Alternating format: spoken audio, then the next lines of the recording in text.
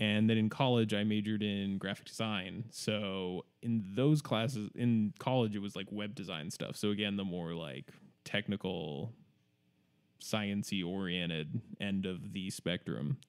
Then most hated subject in school.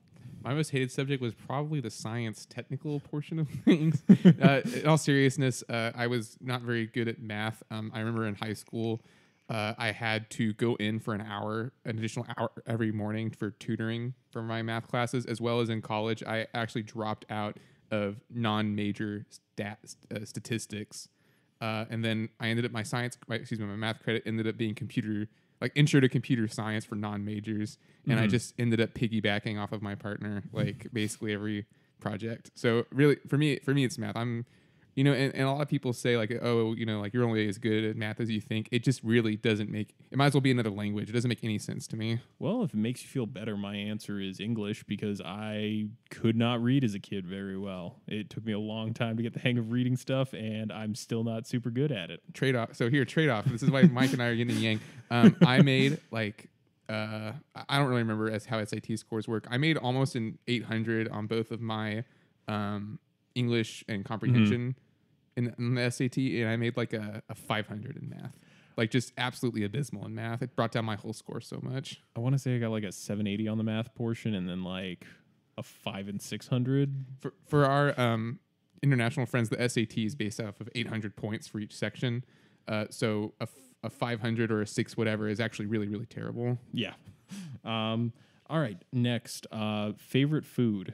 Now this one's tricky because it's one thing. You just get one. I got a lot of favorite food, but I tell people for me it's French fries. I could eat French fries till I explode. I did not know that, and I wouldn't have guessed it. Favorite food in the world? Crap, I didn't think about this before we went live. It's okay. What about Tamago Gohan? Our episode's brought to you by it. I mean, that's like my go-to snack food, but like, I'm trying to think of like what a comfort meal is for me that I would like go to like a last meal kind of deal. I don't know. I kind of want to say like really good like high quality ramen is pretty much my jam. Like a nice hearty soup with big noodles in it. That's like udon noodles. Yeah, I'm gonna go with that. And I mean I've cooked for you and your girlfriend. Like I'm a pretty decent cook, so I like food. Like we've also been to a couple ramen restaurants together. Yeah, enjoyed it. All right, most hated food. Actually, this is really easy for me. It's apples. Really? I despise them. Is it the texture? It's the texture, and I hate that crunch. Everyone loves that crunch. God, it's nails on the chalkboard for me. I hate it. Oh man. So mine is also a sensory issue. I hate, humorously, I hate plain cooked eggs. Right. It's the smell, right? They smell exactly like sulfur, and it registers as not food to my brain, which is funny because I like fried rice. I like omelets, actually. I like... but like boiled eggs? Can't do it. No. I will leave the room if Katrina, if my wife makes eggs for herself. Like this is also the reason Mike can't go to Iceland, coincidentally. Yeah. We were talking about that the other day. Lots of hot springs. Here's one for me. Someone asked. This was Hex in the Discord who pointed out that I've mentioned several times that I didn't watch a lot of TV growing up, and he wanted to know why. And it's because my parents are super super overprotective to this day. Like my mother still calls me weekly to check in and make sure I haven't died, but they were not huge fans of me being kind of babysat by a television. So growing up, I had The Muppets, Sesame Street, Bill Nye, like firmly educational stuff. And pretty much as soon as I got to college, I started binging movies. And at this point, I have seen, God, what was it? I checked it the other day. I've seen something like 1,300 films over the course of my life, and most of them I've seen in the past, like... 6 years. Oh God, no! Eight? It's actually 8. Okay, yeah, we're older than we think we are. Yeah, I keep getting reminded about that. But my mom really held on to Pokemon. That was my big holdout as a kid. Is my mom wouldn't buy me anything Pokemon related for a long time. Really, because my dad was super. My dad actually does a lot of gaming stuff, and he had Pokemon before we did. That's funny. Yeah, he got Pokemon Blue and he loved that game. I think the actual cartridge is still somewhere at my house, and I'm sure I could open it up today and like find out what my dad was meaning. The problem is a lot of those cartridges use a battery system for saves, and the battery dies is the only thing I would look out for. All right, moving on. From Joby on the Discord, what do each of you do for a living, and how did you get into that job? All right, I work for a financial technology company here in Austin.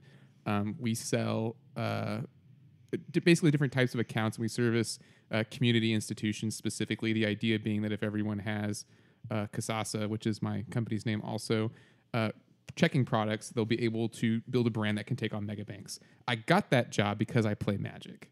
Did you really? Yeah. My friend who works at the company was in my old game group at 10th Planet when they were still around. And he knew I was looking to leave my old job, which was the CSR. Mm-hmm. And he was like, yeah, you should apply. And so I applied, and yeah, I got that job recommendation because I play Magic. And you basically kind of do IT and sales, right? No, I do. I'm trying to say my job title is an engineer, which kills my dad, who's actually an engineer.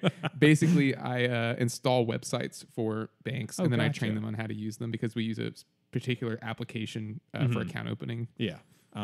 So I work as a web designer and developer, mostly front end stuff.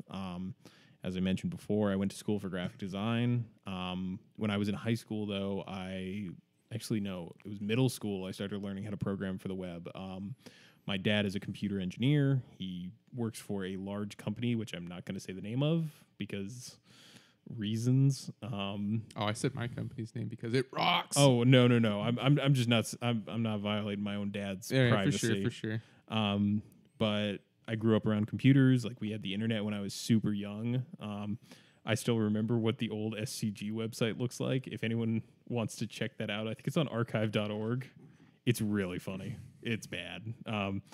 But anyway, I went to school for graphic design. Towards the end of college, I realized, man, there are not a lot of jobs in this field. And I was like, but I know how to program stuff. So I got an internship my last semester there, and that turned into a job, and now I do it freelance. And nice. Yeah, that's what it is. And freelance is nice. I'm my own boss. So if you need anything done, you know who to contact. colorcommentary@gmail.com. I'll see it too, but Mike will see it. So that's what's important. All right. We're going to move on to the actual Magic-related questions. All right. Easy stuff's out of the way. Yeah, the easy stuff's out of the way. First one from Dylan's on via email, and then Peter Morgan asked basically the same question via Twitter. What cards would you like to see downshifted to common? What is missing from pauper that you want in the format? This could be a card that exists at a higher rarity or a new card. So let's tackle the first one. What's the card you want downshifted to common? Oh man, I never really think about this. I'm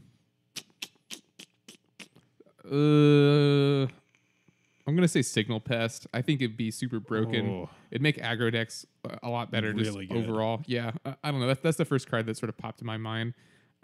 As far as what's missing from the format, really the problem is there's no way to get a combo in the format and keep it fair because we lack a lot of the like prison style mechanics. So maybe something like that. Maybe like a not necessarily Thorn of Amethyst or Sphere of Resistance, but something in that vein that just taxes mana. Yeah, some sort of taxing effect like you'd see in Death and Taxes, or it's called Hate Bears in Modern, right? Yeah, because those are the cards that make combo keep combo in check, and then combo is allowed to be good because those cards exist. What I want downshifted to common, actually, the one that hit me a while ago was Dismiss, 2/2 blue, counterspell, draw a card. Yeah, that'd be pretty good also. Because we have Contradict, which is 1 more mana, but that 1 more mana is light years of difference in quality. We also now have the 4 mana loot or a loot spell from Kaladesh. So I mean, you sort of have that, but you do have to draw and then discard. But that would be my go-to. My unreasonable one is Astral Slide. If no one remembers Onslaught Block, this was a big card. It basically, whenever a player cycles a card, you get to exile a non-land permanent, I think it is. Yeah. Until end of turn, and then it comes back to play. Yeah, the card is Well, I mean, it wasn't the win condition. The win condition in that deck was Flame Rift, right? Not Flame Rift, Lightning Rift. Yeah, that's a Lightning Rift, which does deal 2 damage every time you do that. But that one you also have to pay mana for. Right, but but like Astral Slide, like basically kept them off things, and then that card, sealed the deal. Specifically, what I'd want to do with this is play it with green and play Tilling Treefolk and Cycling Lands. That does seem pretty good. I don't know what the win con would be, but I want to try it. It's a powerful and unique effect. Exactly, and it's an engine card, which would kind of create a new archetype. And notably, it doesn't do like the quick flicker that we now get. It does the slow till end of turn flicker. Right, so you couldn't do a combo with it. It's like a utility thing more than a combo. Yeah, thing. I mean it's a grindy value engine. Right. Next question from Dylan's on again. Do you think Pauper is a naturally quote unquote doomed format because Wizards can't directly make money from it? Absolutely not. People have been saying that about Legacy and Vintage for years, and those formats are still around. And granted, there's less support for them, but my opinion is that as long as people want to play this format, and as long as you have a store to play it at, the format won't die. Like Legacy and Vintage, like even though they have much larger card pools, aren't really quote unquote competitive formats. There's no Vintage GP, and the Legacy ones, there's only like 2 or 3 of them a year. No one is grinding Legacy to try and make the Pro Tour, right? Yeah. So I think it's very unfair. Just because Pauper is commons only, to just say it's a non-competitive format, because these other 2 extremely powerful formats, I would argue, are also non-competitive. So in short, no, I don't think Pauper is an inherently doomed format. I think as long as people play the format, and as long as you can play it at an LGS, it's good, and it's on Moto. It's an official format. You just can't play it in paper officially. I think the big thing is like they just kind of let it do its own thing on Moto and ban as necessary. Well, and they banned Drake. Like clearly they care. This is probably a kind of an older question. Maybe before Drake got banned even. It was a little bit of an older question. I think one of the interesting things is it's a good question. Another way to think about this question is: do you think it's always doomed to kind of be this thing where it's Moto and a couple LGSs? That is a much harder answer. Wizards has said they're not going to bridge the gap, but now they have to deal with that in Legacy because there are cards from the latest Conspiracy set that are doing well in Legacy tournaments that you cannot play on Moto. So they're going to have to address it for both formats if they address it at all. Yeah, we're in this weird spot of like WotC designing stuff that they can't really distribute well online, and that's been a problem for Legacy since like the first Conspiracy set. They just got lucky because a lot of the cards in there weren't really Legacy playable, and the ones that were showed up online. Exactly. Like it's Council's Judgment. And yeah, then like there's I can't really think of the rest of them, but yeah, Council's Judgment definitely won, but it got put into an online set. Yeah. Yeah. Oh yeah, they were all in VMA. That's what it was. Yeah. So they did. So that's how they solved that problem. And maybe they want to do a Pauper style VMA because the only requirement for the card is that it was printed as a common once. You could easily make a set of all commons and then assign them different rarity levels. You know what I mean? Like I've always been suspect of that idea. I'm not a fan. Oh, okay. Well, that's probably a conversation we should have at some point. Yeah. No, that's good. We can put a pin in that one. I didn't realize that you thought of that. So that thought literally just came to me. That it's been passed around a couple times, and I think at the end of the day, one of the big issues is just the fact that it's going to require money and R&D time. And right. I'm just this is my wouldn't it be nice? Oh yeah, definitely. This is yeah. But to answer the question, I don't think it's doomed. I just think it's just going to take some time. Go ahead, Mike. All right, next one, another from Dylan. What would you do to make Pauper a format in paper? What card legality would you use and which ban list? All right. So let me just flesh this one out. You get to wave a magic wand and this becomes the standard. Like let's say, it gets like at FNM it becomes an actual format, not just casual. And it's got full sanctioning. Which ban list would you prefer to use and which card pool? I would advocate gatherer legal because that's a term that people love for some reason, and I would advocate the ban list from Card Kingdom because I think that's the fairest ban list that blocks out the most powerful cards. Sure. I'm gonna actually take the opposite stance on this. I think that setup works well for us on a small scale. I think if this was a, situation where it just becomes an officially sanctioned format in paper, I would go with the MitGo legality and the MitGo ban list. But then I see what you mean. Okay. But so that's sort of 6 dozen of one, half dozen of another, because your idea then precludes the fact that Hidden to Torok and those cards are not in the format at all. Yes. Okay. And that's fine then. I'm okay with that.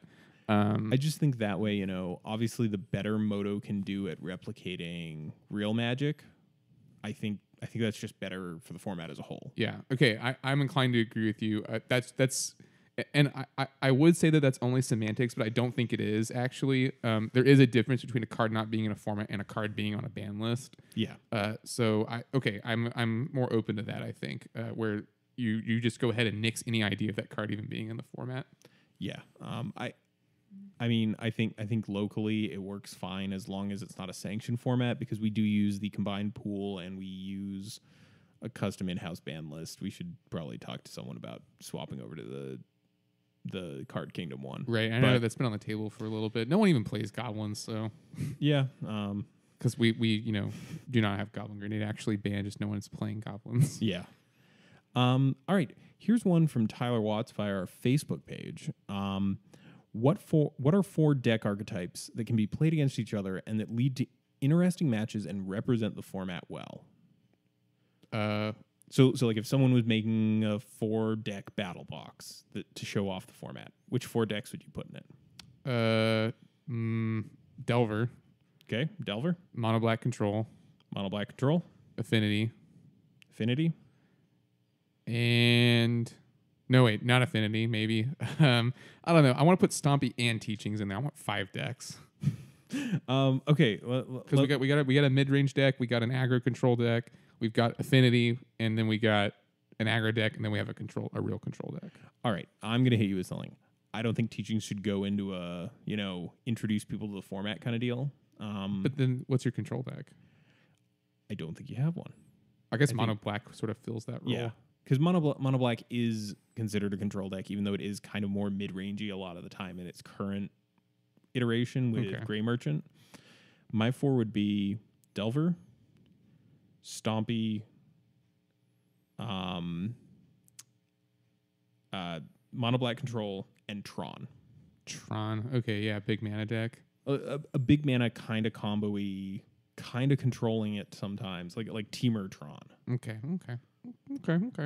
I feel like that would be a good starting point to introduce people to some of the stuff you can do in the format. Affinity, I feel like a lot of times when I play Affinity against new players, they're like, that deck's so unfair. How does anyone ever win? Yeah. And it's like, well, Gorilla Shaman.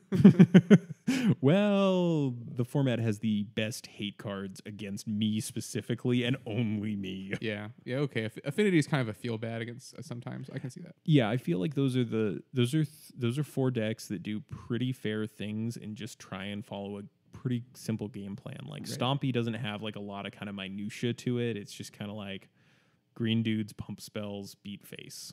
Right. And Delver has some subtlety to it. I'm not going to, detract from that.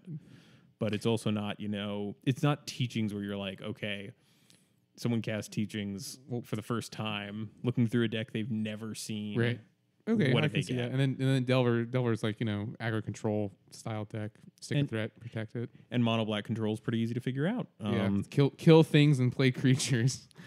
All right, next one from Tassanar from the Discord. Most people quit. Oh wait, sorry, no, I can't read. Why are you doing this? This one is from Brandon on Twitter. Most people quit Magic at some point. Have either of y'all taken a break from the game, and what sparked it? I've absolutely taken breaks from Magic before. Never quit playing it outright. More just I'm sort of in one of my break periods now, actually, where I'm not really playing a lot. Specifically, what triggered me this time, I think, is Drake. But sometimes it's just like, I don't know. You just got a lot of other stuff to do. I was gonna say sometimes you just have other things in life. Yeah, or like you can't really make the commitments. Or like in my case with my previous YouTube channel, I wasn't able to make the time commitment. Yeah. So I actually took a really long break from Dark Steel all the way to I came back when Born of the Gods had just come out. And it was kind of one of those things where, oh no, wait, sorry. I came back when Avacyn Restored had actually just come out. I played for a couple of months, really, was fond of it and loved how much I'd missed it and all that stuff. And then I stopped playing, came here to Austin, and then I started playing again around Born of the Gods, I want to say. And then I've kept playing ever since, and that was kind of when I found Pauper and the formats that I love. Yeah. Something that's interesting about that, when you can sort of define your life around what set was the most recent at the time. Like, I was just thinking, oh, yeah, what was I doing during Avacyn Restored? Or like, oh, what was I doing during Born of the Gods? Yeah. Although it hit me the other day that, like, Born of the Gods was, like, several years ago, and it feels very recent still. Yeah. I mean, there have been 3 blocks. There's been a new card frame since then. Yeah. Born of the Gods was a long time ago. Devotion decks were a thing. Devotion decks were a thing. The best deck was mono black with Grey Merchant. Yeah. Some things don't change. And actually, it's funny because I left the game during Darksteel, and part of that was the meta was terrible. Affinity was very dominant to the point of absurdity. And also, I was like, I'm 12 or 13. I don't need to play Magic anymore. I'm cooler than that. And then... Nerd. Well, yeah. Now, 26-year-old me is just like, man, I was dumb. Man, I missed out on Snapcaster Mage and Fetch Lands. You know what I actually missed out on? Sensei's Divining Tops. One more block. Those were an uncommon. True. All right. Next question. Tassanara via the Discord. What was the first Pauper deck you ever played? Affinity. And the crowd is unimpressed and unsurprised. Well, because I had Modern Affinity, and I had, and I was like, oh, it's a deck archetype I already know. So, Affinity. When I actually first got into Pauper, I got in via Mono Black. I am a control player by heart. Grey Merchant was new, and it seemed really powerful. Shocker. Yeah. It was. Still is powerful, and I was just like, this seems like a good fit. I've talked about it before on the show. Prior to getting into Pauper, I played Peasant online, and I played their Mono Black version. Who did you play Peasant with? People in France and Germany. In like tournaments, or just like because there's not a filter for that on Moto. Oh, on Cockatrice. Oh, okay, gotcha. Yeah. I actually do not do much Moto, even though I've had it installed for a while. Like, I partitioned off a chunk of my hard drive for Windows, and I still don't play Pauper that much online. But yeah, Mono Black was my entryway, and now I just play janky control and weird stuff. All right, next on the list. How did you start playing Magic? Again, from Tassanara. My dad brought home Portal for me and my brother, because Portal came in the starter pack was 2 decks. Yeah. And me and my brother would spend hours playing Portal. What colors were the decks, out of curiosity? One was white and green, and the other was red and black, I want to say. I'm pretty sure that was what it was. Well, I actually remember this vividly because it's a weird story. The first time I ever played Magic was on a houseboat. All right. Why were you on a houseboat? One of my friends, his dad had a houseboat. I was 9, and I was hanging out with my friend after school on his dad's houseboat, and we had both played the Pokemon card game. Yeah, that's what I played mostly when I was a kid. Yeah, and he pulled this out, and he was like, he had the starter 99 set. Ooh, with rocks. So, fun fact, the starters for that set, blue and red, sorry. There's a blue deck and a red deck. Oh, I thought rocks was the promo. It was. Oh, but that's a green card. Yeah. Oh, I'm starting to see this twist here. Okay, yeah, keep going. Yeah. But he gave me the blue deck from it. And with Visidrix in it. Yeah, with Visidrix. Because I had those decks too. Because there's Visidrix, and then there's, what is it, Trained Org in the other one? Yeah. They're both 6/6s for 7. Yeah, they're both really terrible cards. But Visidrix is a terrifying shaved bunny rabbit. Yeah, it's awful. But so I played for the first time on this little houseboat, and I was just hooked. And I remember specifically, like, super vividly, like, the gaming magazines back in the day. Duelist. I remember Top Deck, which was Wizards' actual like official magazine, and it was a weird magazine because it had two fronts to it. Half of the magazine read one way, and we got halfway through it, you had to flip it over and read from the other side. All right. It was weird. It was, all right. it certainly was, but it had like articles from Mark Rosewater. I remember articles from like John Finkel and stuff like that. And it was super cool at the time. Print media so archaic though. Yeah. I've actually seen a couple of the old issues of Top Deck up on eBay, and I was considering like grabbing one just to see. Well, they used to have dope promos in them and like wacky cards and tokens, and they had some cool stuff. Top Deck, the issue was always though that it was all of Wizards brands, and this was back when Wizards had a bunch of card games. So sometimes it was like a Pokemon promo, sometimes it was a Magic promo. At the time, they were publishing Legend of the Five Rings. Like, it was all over the place in terms of like what you got. I think there was one with Doomtown. The card game. Yeah, the first version. Because now I think Fantasy Flight does Doomtown, if I'm not mistaken. AEG did it, and they just killed it.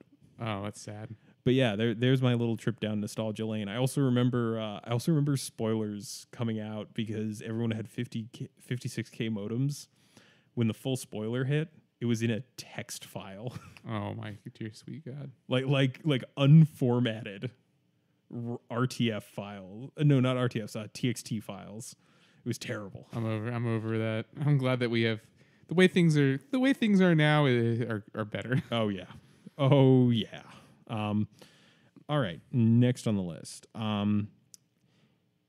This is the one. This is the one that I thought about long and hard. Okay. Hit me with it. All right. This is from Joby on the Discord. I think you just say it Job. Job? I don't know. I don't know. I guess Job is Job. I don't know. Keep going. If you and Adrian were legendary creatures with partner, what would your Oracle text be? Now, partner is this new thing that they introduced in Commander 2016, like literally a couple days ago, where you can have two commanders and they partner up and they both count as your combined commander color identity, blah, blah, blah. I'm going to start this one off. I figured it out. Go ahead.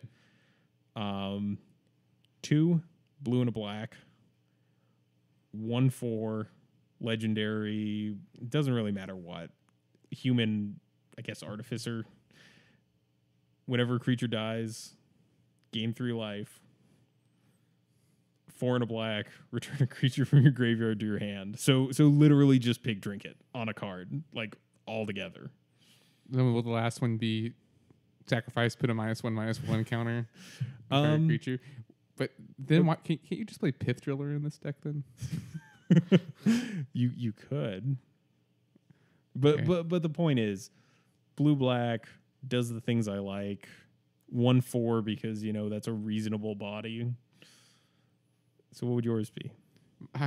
Well, now that you put so much thought into it, originally I was just gonna make a joke about being a 1/1 with affinity for mics, but now I kind of want to do a little bit more thought into it. I think I would be,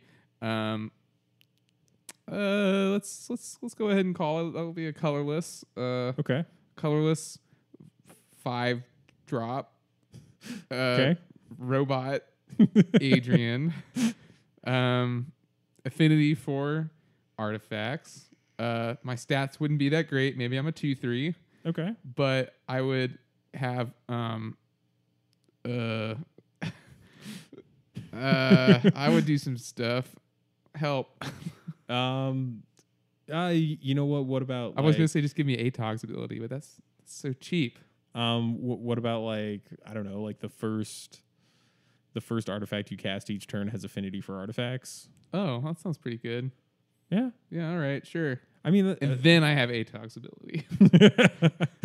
Just the eating part. Yeah. Okay. Yeah. No, I'm cool with that. That actually seems like a kind of neat design.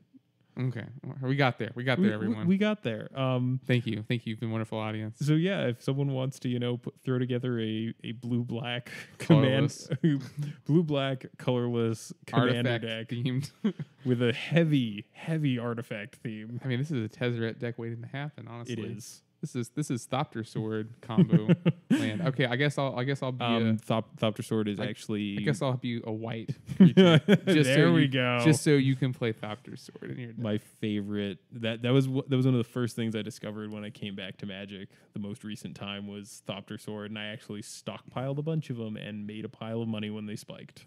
Yeah. I felt good about that. I still have my playset though. Rip your peasant. Oh, okay. I have a playset because I'm still slowly working on a legacy deck. You and me both, brother. I'm at the part of the legacy deck where it's like, oh, I only need 7 more cards. Oh wait, they all cost over $50. Yeah, getting to that point. Although you got your City of Traders, so yeah. Next on the list, this is by another one where I'm going to mispronounce it. I want to say Borge, Borge. Sure, Borge. User on the Discord. Borge. What can you do to create a better play group and bring people into the format? I think a big part of it is that you need to have decks for everyone. Mm-hmm. My people who play Magic will generally choose playing Magic over not playing Magic, no matter what they're playing, in my experience. So if you have the decks people will want to play. But the best thing you can do is, grab a buddy, head over to a local game store and just jam a few games, and people are going to come and watch you. People want to know what's going on. People want to see what's happening. Inevitably, will be like, what is this format you're playing? Because a lot of people, don't play Pauper or have never seen it before. Say, oh, it's Pauper. It's a commons only format. Would you like to play with us? And that's sort of how I would recommend getting a group together. Is just you already have a group, and then you invite people to play with you, and then eventually you can take it to your LGS. Be like, hey, I have 8 people. Will you sanction a tournament for us? Exactly. I think another thing is also having in terms of better play group, having open communication with people, because it's like any friend group. Like if you don't tell someone that they're not being cool to hang around with, they're never gonna know. And we have the luxury of very open play group at Pat's. We generally discuss basically every aspect of the match after we're done with the match, and we'll show each other what we sideboarded, and we'll talk about different plays we made and why we made them.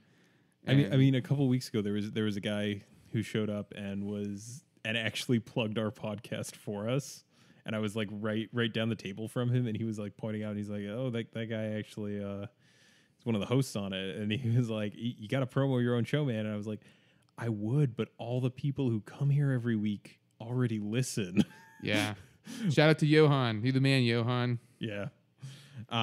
Where was he? He wasn't there. Where were you, Johan? Yeah. Call us. Where were you? But yeah, just having decks ready, and especially ones that are easy to understand, even if it's within the context of something else. Okay, this is Mono Blue Delver. It plays like a tempo blue deck.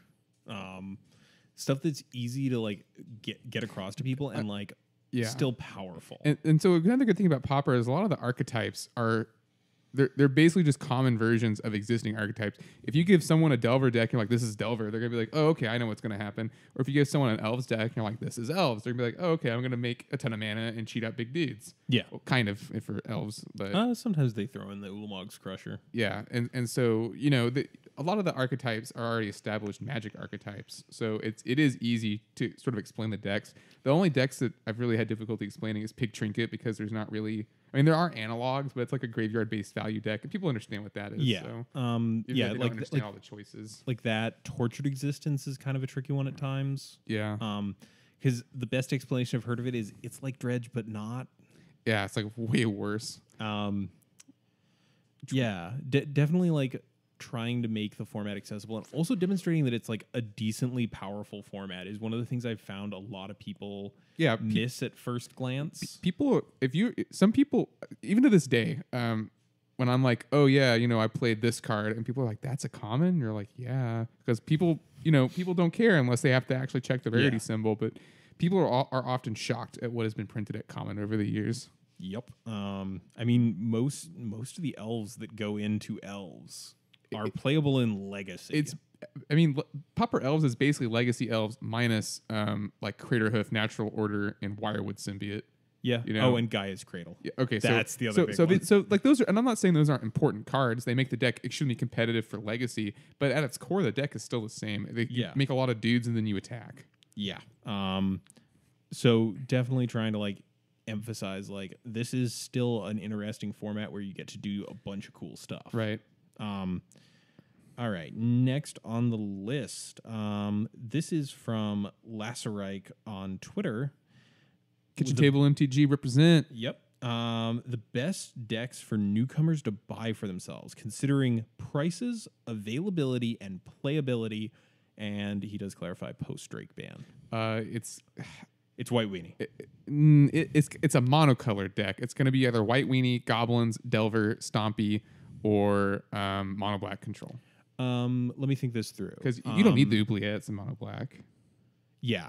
Mono black sans the oubliettes. And that's a genuine time where I think that you can say, I'm choosing not to play this card, but I'm not just building a worse version of this deck by not buying this card. Yeah. Because there are a lot of times where that's just the case, but mono black, you don't really need oubliette. People just play it because it's... Now, would you also shave the chainers? Because those are still $5 a pop. I would not shave the chainers. Okay. So yeah. maybe not that. Okay, so in terms of availability of cards, Delver might be near the top because most of that deck is modern. Yeah, most of those cards are not old. And the ones that are like Snap, which are super easy to find because no one else plays them. Yeah. I would say like Delver's a possibility, the mono blue variant, because most of that's modern. Most of that is selling your if your store has a decent singles selection, they will probably have a good chunk of it. Mono black sans oubliettes, which shaves $50 off a deck. Yeah, Goblins extremely cheap. I think Bushwhackers might be $2, but that's it. Bushwhackers are $2. Bolts are $2. Yeah, everything else is a quarter. Right. The deck is super cheap and very easy to play. Oh, sorry, the Fire Blast are also like $1. Okay. But like, I want to say you could probably put Goblins together on TCG Player for like what, like 10, 20 bucks. Okay, all right. In paper. Goblins is super duper cheap. But yeah, so and I'd say probably Stompy if you discount price. Yeah, Stompy's a little expensive because Nettle Sentinels are like $10 or something extreme. Like they're expensive. They're like $250. The Quarian Rangers Moto maybe. The Quarian Rangers are like $2. Some of the pump spells are like $1 a piece. Freighters. Those are dirt cheap. Yeah. Yeah. Basically, if anyone is looking to get into the format, I would recommend a monocolored deck. Yeah. Those are definitely the ones that are easiest to play. You'll have the least frustration related to Mana Screw, and a lot of them are pretty cheap. If you want an absolute like base level, like I just need something cheap that is viable and will win sometimes. White Weenie. Yeah. Immediately. Like mono white aggro decks, the only card that goes in them that's expensive in paper is Journey to Nowhere. Which is like $2. Yeah. Yeah. Okay. Like apart from that, online they're a bit more because you usually have prismatic strands in the board.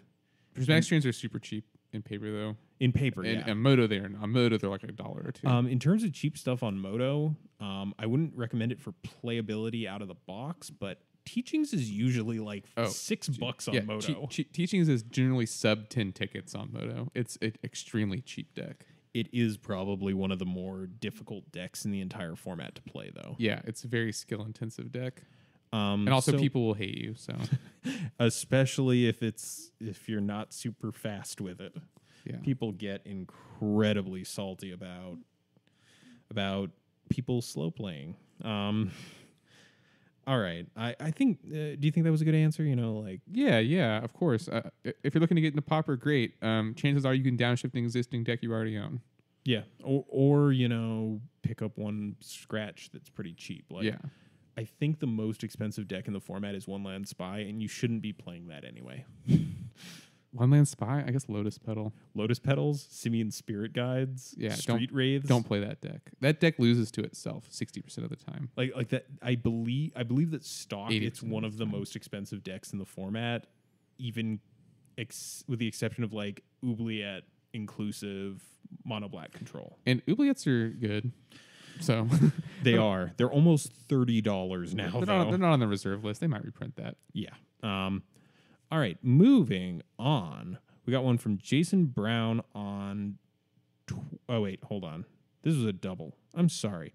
Jason Brown also asked about budget lists for paper, so we kind of answered that one already. Right. We could do it All right. again though. So there are these 5 different colors of Magic. Moving on to the next one. A user EDH cat and then a bunch of numbers. I'm not going to read them all out.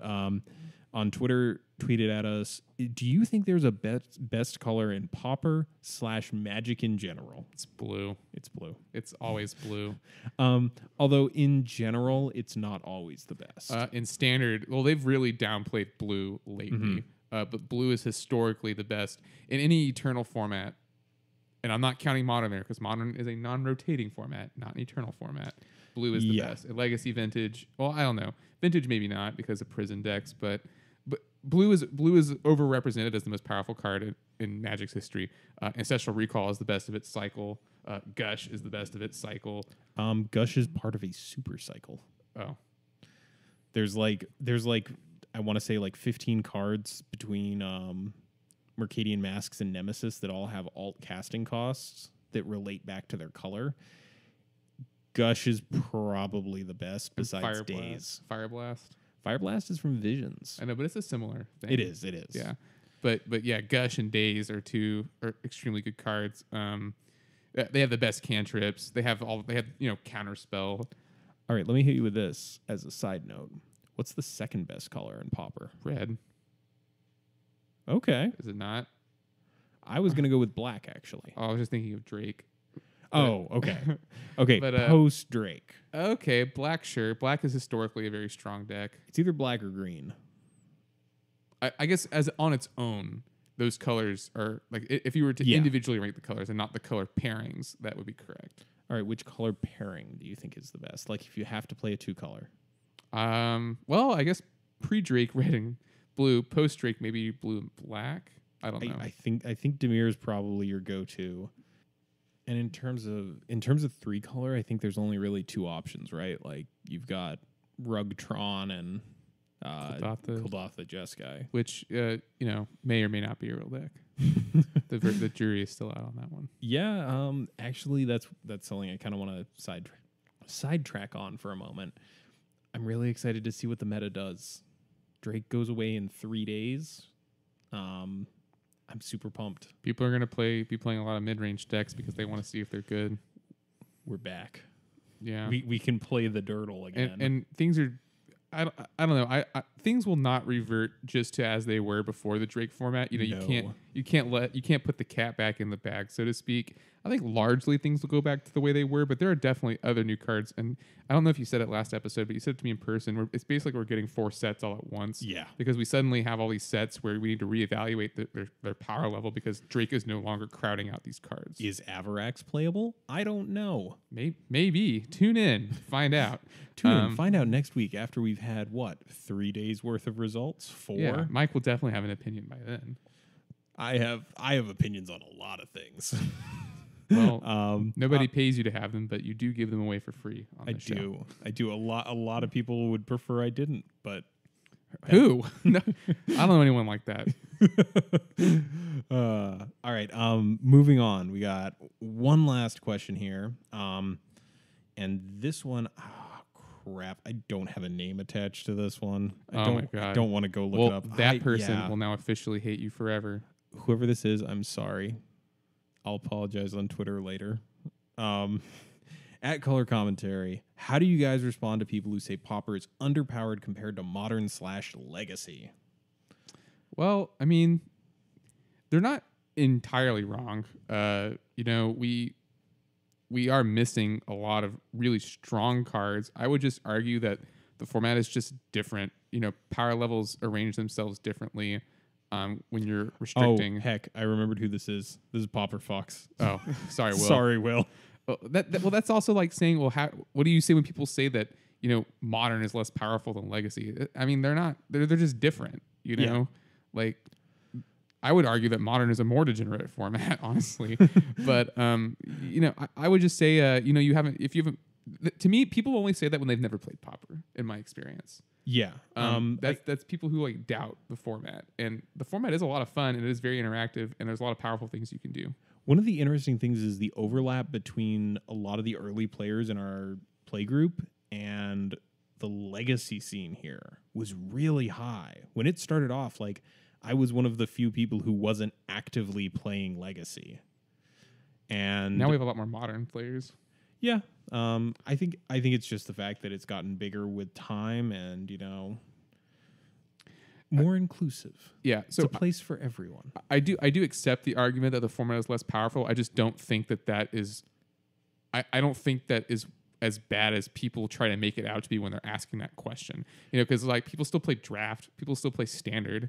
You know, people still play legacy and vintage. You know, Yeah. really the only people who can look down on other formats' power levels are vintage players. You know, where it's like they objectively have all the most busted spells and magic at their disposal. But I don't know if that necessarily, like, if you're into that sort of thing, great. But I just don't really think that argument really holds a lot of water. It mostly comes down to what do you enjoy. Well, I'm going to hit you with something. For example, I own a cube. I own several cubes.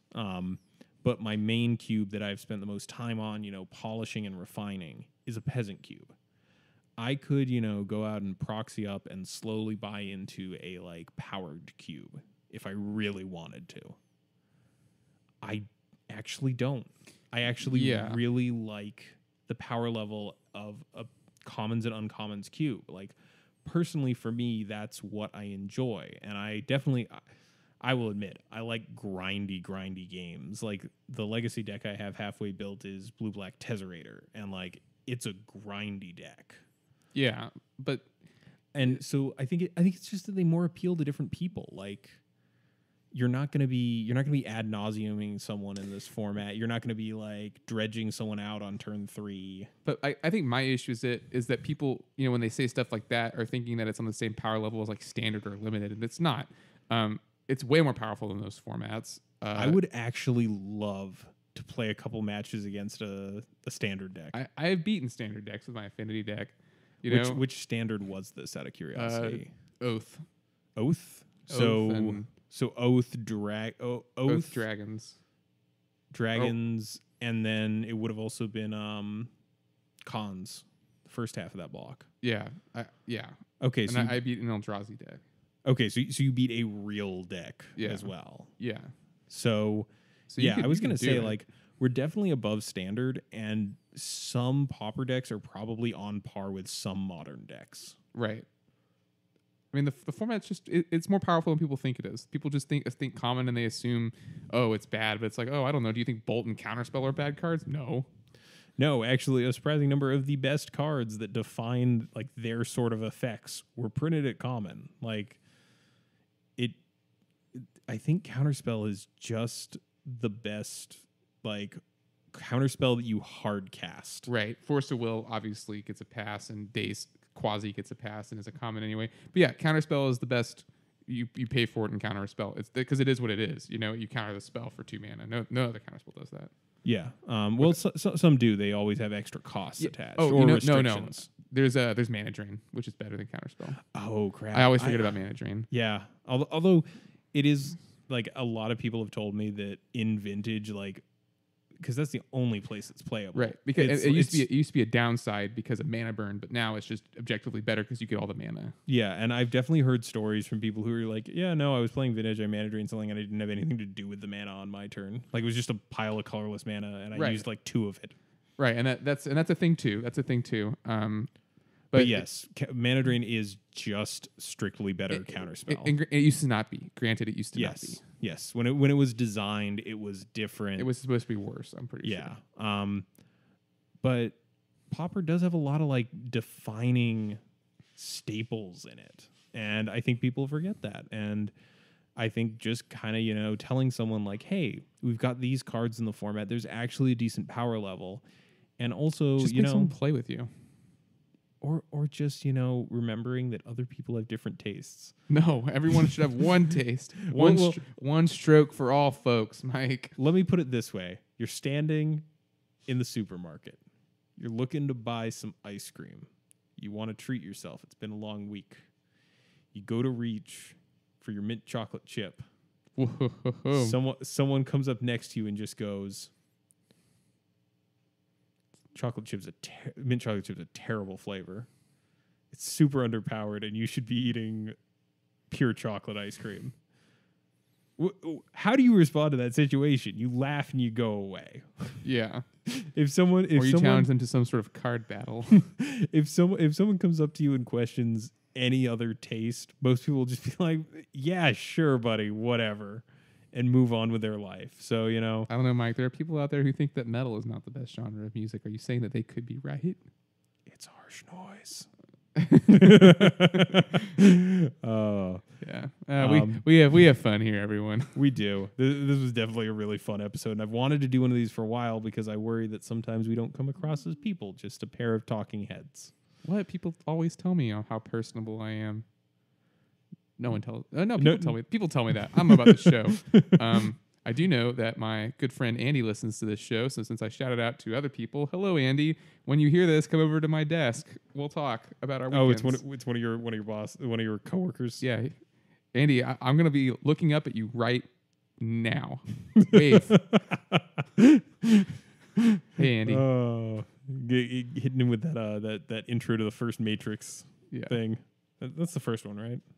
I don't know. Regardless, we're getting tangentially removed from the situation, and we're pulling up on an hour, so we're gonna wrap this one up. Yep.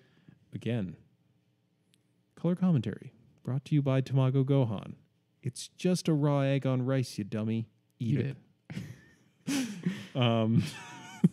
Mike, please, we're professionals. Yes. Super professional. That's all we got time for today. Thanks to Pat's Games for giving us a place to play weekly Pauper.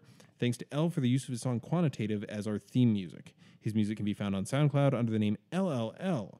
Remember to subscribe to us on YouTube, follow us on Twitter, like us on Facebook. We're also on iTunes and Google Play Music. If you subscribe on iTunes, be sure to leave us a written review. It helps boost the visibility of the show, and we really appreciate it. Even if you hate it, it will actually boost us. Yeah, as long as you write a review. Yes. Giving us stars is nice, though. I'm not going to discourage that, but if you got 5 seconds, leave us a review.